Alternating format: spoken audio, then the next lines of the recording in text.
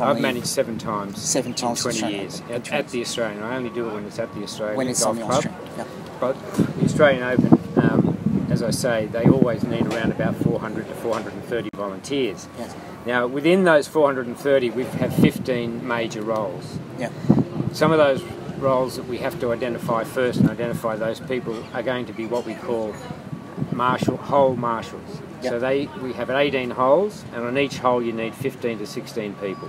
Okay. And their job is to stay on that hole, and as the players play that hole, they keep the spectators on the other side of the rope, what they call outside the rope, and only those playing and adjudicating go inside the rope. Yeah. So it is very important to be able to identify them, because some of the other 14 roles besides hole marshals are walking scorers, which have to have radios to be able to communicate the score back to the media on a hole-by-hole basis, shot-by-shot basis. Yes. So obviously someone who's articulate, someone who's good at writing quickly, someone who's good at identifying that when 56 different walking scorers on Thursday and Friday are trying to submit their scores, they're all on one channel. So that person can decide on a score? There's no referee or someone? No, they don't decide, they only write down. They're only to record.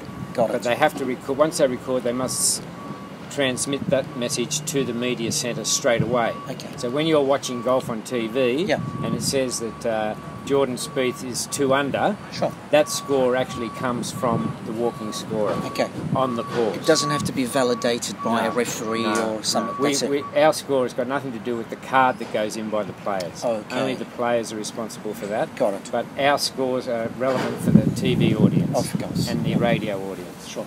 So we need those people that are doing that we wouldn't necessarily want to do, or we wouldn't want them to do a hole marshal. Yeah. So we have to select those. Then we have what's called a carry board. He goes with every group and he carries their actual score. Yeah. So that the spectators can see at a glance from the board that he's carrying what the score of these 2 players is. Yes. So he can look at his draw that he was given when he walked in, and he sees, now I know this is Jordan Spieth, and he's 2 under according to the walking 100%. score. That was really useful for me and my son as spectators over the weekend. To sometimes some of the players we're not familiar with, to know who they are. We would really look for that sign. So it's really helped us a lot when we're out there watching them. That was very, very useful. Well, that's very important because you might have 10 or 15,000 people on one day, and they can't always find a scoreboard, even though we have 9 electronic scoreboards on this course.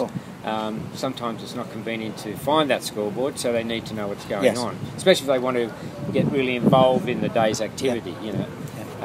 So that's important. Then we have people who have to manage the media centre, which is to receive those scores from the walking scorers.